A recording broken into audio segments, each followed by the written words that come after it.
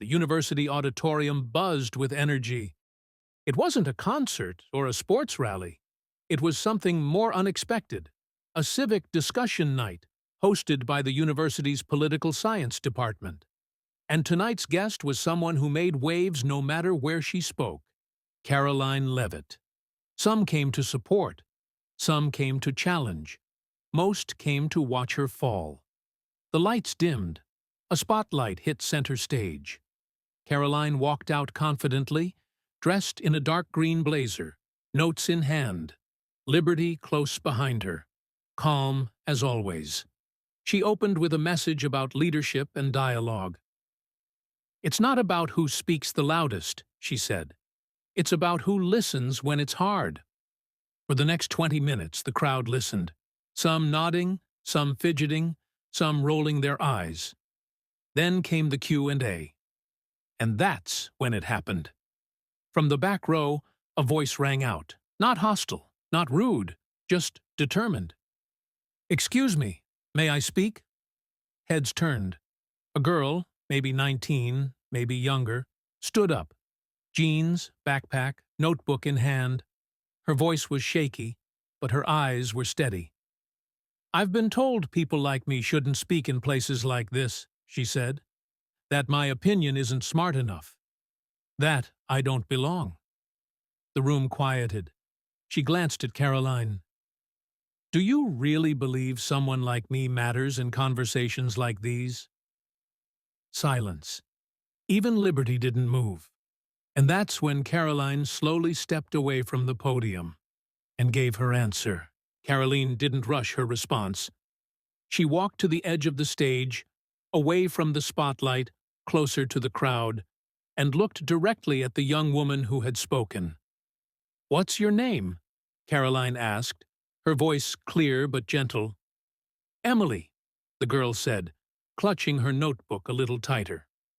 Karoline nodded. "Emily, I don't know who told you that you don't belong in a room like this, but I want to be very clear. They were wrong." A few murmurs passed through the audience. Emily's shoulders tensed, waiting, perhaps, for a generic line, something forgettable. But Karoline wasn't finished. "You know what I was told when I was your age," she continued, "that I was too young, too soft-spoken, too small-town to stand in rooms like this, to speak policy." To lead, Karoline stepped down from the stage entirely. She was now standing in the aisle, just a few feet from Emily. "They told me I needed to wait. Be patient. Earn my place. Let the louder ones speak first. And if I didn't listen, if I dared to speak out of turn, I'd be labeled arrogant or ambitious, like that was a curse." The auditorium was utterly silent now. "But I spoke anyway," she said, "because silence never changed anything." Emily's eyes were wide. Her grip on the notebook had relaxed slightly. Karoline paused, then asked, "What do you want to say?" Emily blinked. "What? You said you wanted to speak. So speak. This mic doesn't just belong to politicians or professors or people with blue check marks.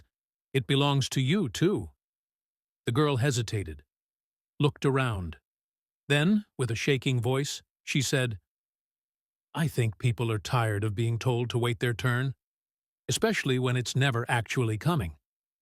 And just like that, applause broke out. Quiet at first, then louder. Karoline turned back to her, eyes full of something rare in politics. Respect. "That," she said, "was the most important thing said tonight." Liberty, sensing the shift, stood up and walked to Emily's side. The message was clear.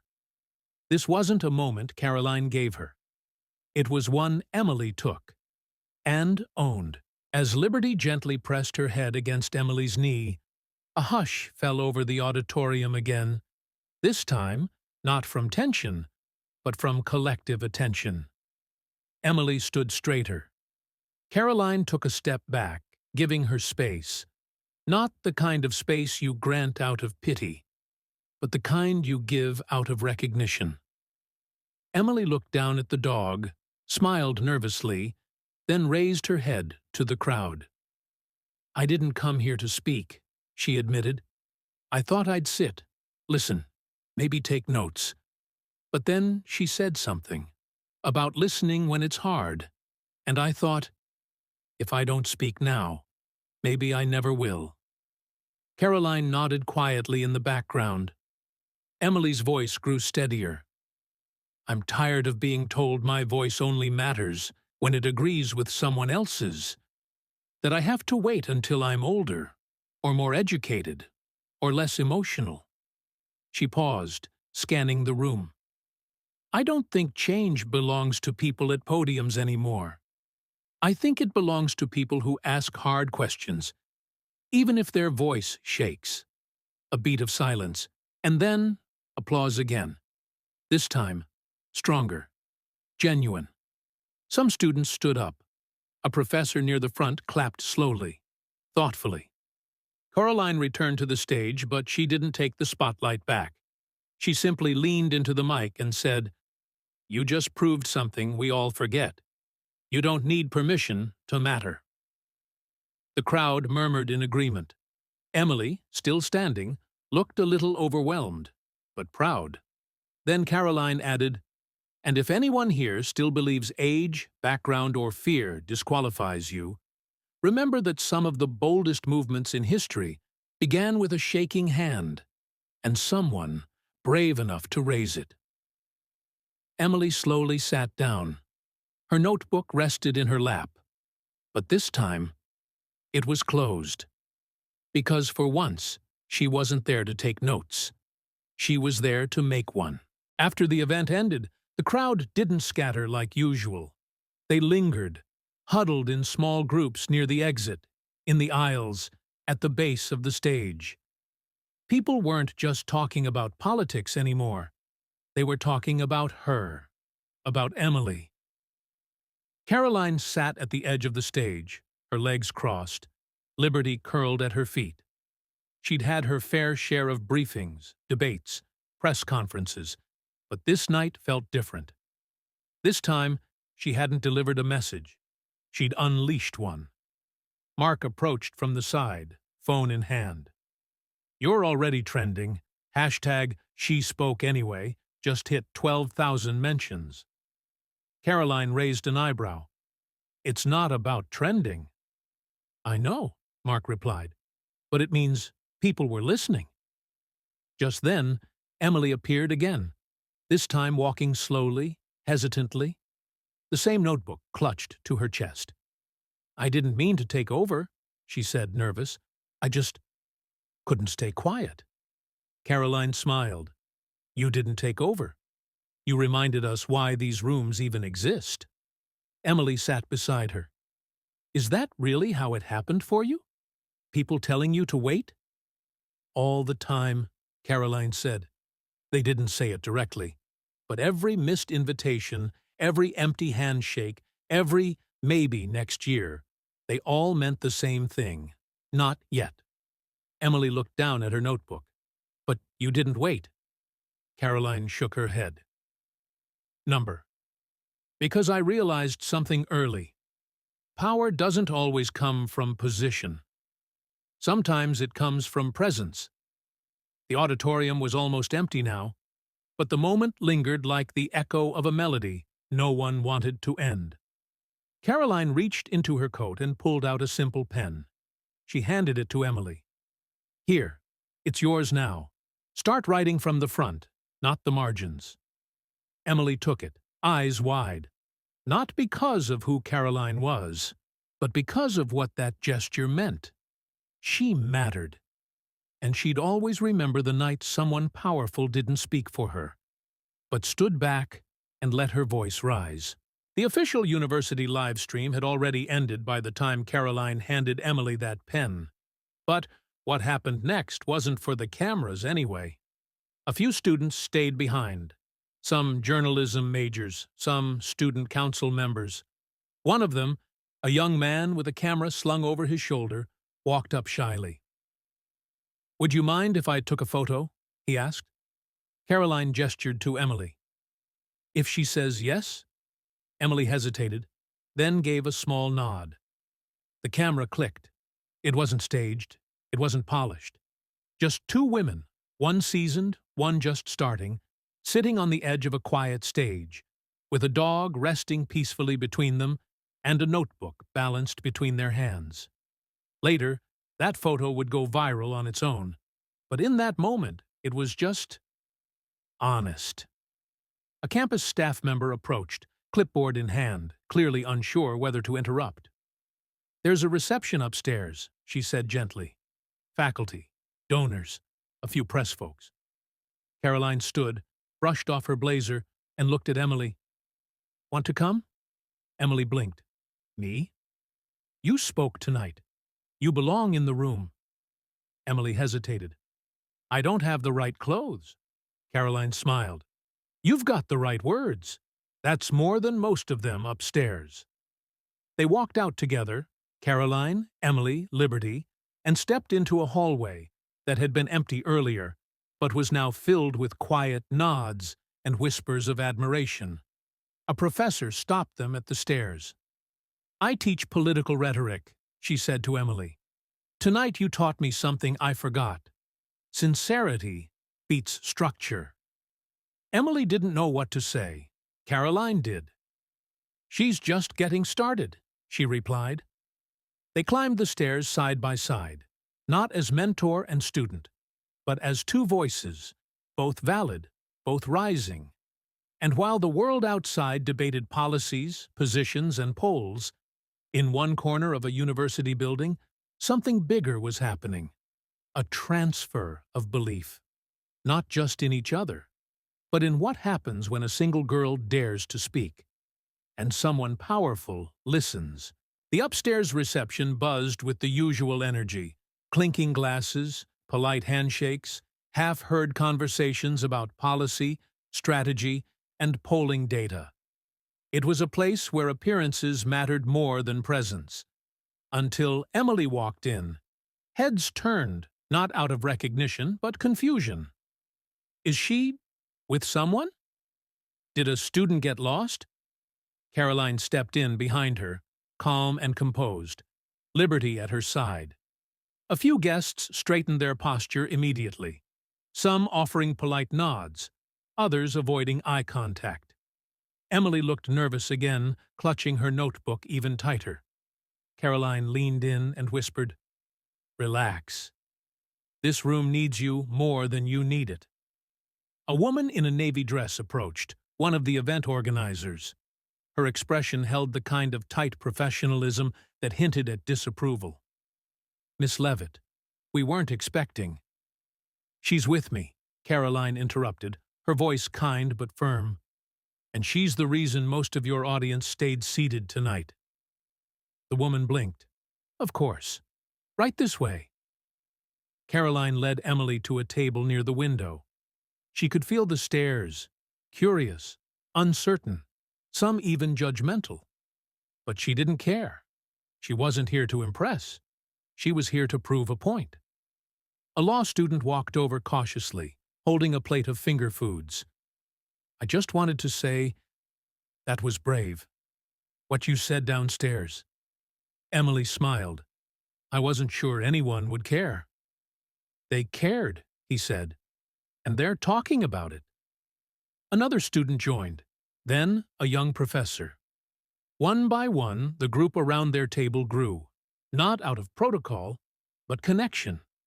The room began to shift. Karoline stepped back, letting the circle form around Emily. Not to protect her, but to let her take up space. And for the first time that evening, Emily didn't look like someone who had accidentally entered the wrong room. She looked like someone who was finally being seen in the right one. And Liberty? She curled up under the table, resting easy. Because even she knew. The real power in that room wasn't standing at the podium anymore.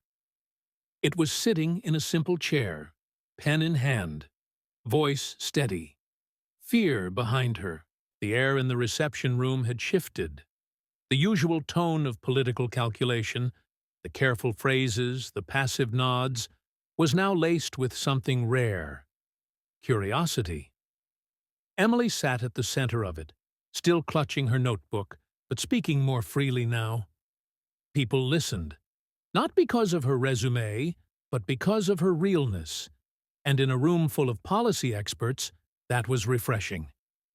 Across the room, a seasoned political strategist leaned toward a colleague. "Who is she?" "Not sure," the other replied, "but she has their attention." Karoline overheard. She smiled faintly. That was the point. After about an hour, the dean of the university made his way over. Distinguished, silver-haired, holding a wine glass that he clearly wasn't drinking. "You made quite the impression tonight," he said, not to Karoline, but to Emily. Emily blinked. "I just spoke my mind." "That's more than most do," he replied. "We host dozens of forums here. Very few moments linger like this one will." Then he turned to Karoline. "Was that your plan?" Karoline raised an eyebrow. "Number that was hers. I just didn't get in the way." The dean nodded thoughtfully. "Sometimes the most powerful thing a leader can do is step aside." Karoline looked at Emily, now in deep conversation with two professors and a policy researcher. She didn't need a platform, she said. She needed a moment, and she used it. As the evening wound down, people filtered out slowly. But the conversations didn't die. They moved to hallways, parking lots, and phones buzzing with texts like, "Who was that girl? Can we get a quote from her? She said what I've been thinking for years." Back near the window, Emily stood and stretched. She looked over at Karoline, uncertainty in her eyes. "Did I do too much?" Karoline shook her head. "You did enough, which is what most people never do." She paused, then added, "You didn't just speak tonight, Emily. You shifted something."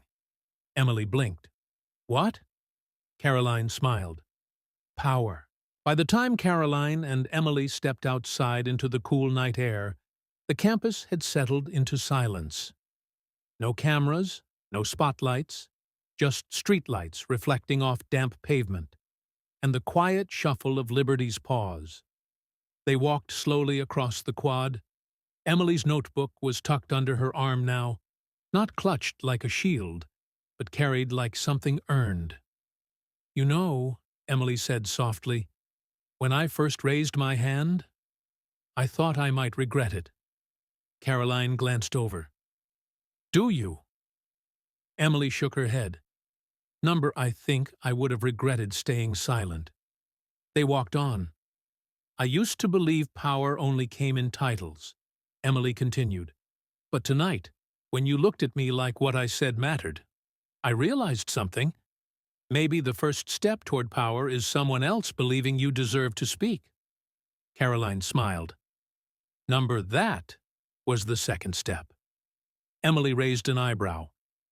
"Then what was the first?" Karoline stopped and turned to her. "You raised your hand." A car passed in the distance. A gust of wind rustled the trees overhead. Liberty paused to sniff a bench, then trotted back to their side. Karoline looked up at the university building they'd just exited. "Rooms like that weren't built for people like you and me," she said. "They were built by people who hoped we'd stay quiet." "But we didn't," Emily said. Karoline smiled wider. "Exactly." They reached the sidewalk where their cars were parked. Mark stood near Karoline's vehicle, scrolling through notifications on his phone. Emily turned to Karoline, hesitating. "What now?" Karoline opened the passenger door for Liberty. "Now, you keep speaking." "And if no one listens?" Emily asked. Karoline looked directly at her. "Then speak louder." Emily nodded slowly. Then, without warning, she hugged her. Not out of admiration, but out of understanding. Karoline hugged her back. It wasn't mentor to student. It was one voice to another, passing the torch. and knowing it would burn brighter in new hands. They pulled apart. "Thank you," Emily whispered. "You don't have to thank me," Karoline replied. "Just don't stop." And as Emily walked to her car, notebook still in hand, Karoline knew a voice had risen tonight. And it would not be the last. By morning, something unexpected had happened. Clips from the Q&A had made their way to social media, not from the university livestream, but from students in the audience. One video, shaky but powerful, captured the moment Emily stood and asked her question. Another showed Karoline stepping off the stage and handing her the microphone. The views multiplied by the hour. She spoke. Anyway was now trending nationwide. Posts poured in. "This girl gave me chills. She said what I've felt for years. More of this. Less of everything else." That woman, Karoline. She didn't interrupt. She amplified. Karoline sat at her desk in D.C., Liberty sleeping by the window, and watched quietly as the response rolled in. Her phone buzzed constantly, but she wasn't in a rush to speak. Because this time, someone else had taken the spotlight and earned it. Mark walked in with a tablet in hand. "She's on every major outlet's radar now. Morning shows, youth panels, even a documentary pitch." Karoline raised an eyebrow. "She ready for that?"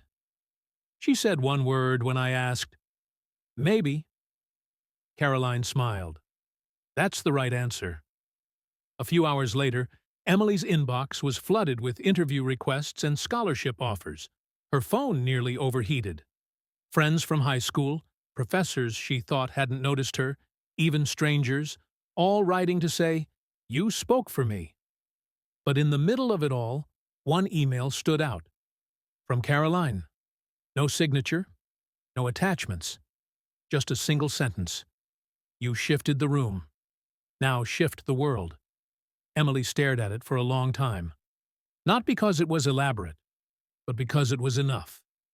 That afternoon, she met with a small group of students who'd been inspired by her to start something new. A campus initiative called First Voice, giving young people a chance to speak at panels normally reserved for faculty and professionals. It wasn't official yet. It had no budget. Just an idea. But Karoline heard about it before the end of the day, and she smiled. Because real influence doesn't always wear a name tag or carry a microphone. Sometimes it walks quietly into a room and dares to speak anyway. 3 weeks later, Karoline was invited back to the same university. Not for a keynote, but to sit quietly among the crowd. The event wasn't headlined by her this time.